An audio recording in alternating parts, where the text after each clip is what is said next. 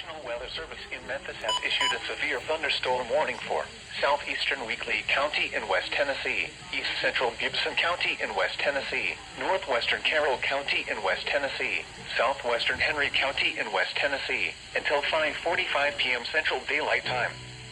At 4:56 p.m. Central Daylight Time, a severe thunderstorm was located near Greenfield, or 11 miles west of McKenzie, moving east at 20 miles per hour.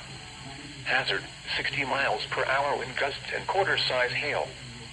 Source, radar indicated. Impact, hail damage to vehicles is expected. Expect wind damage to roofs, siding, and trees.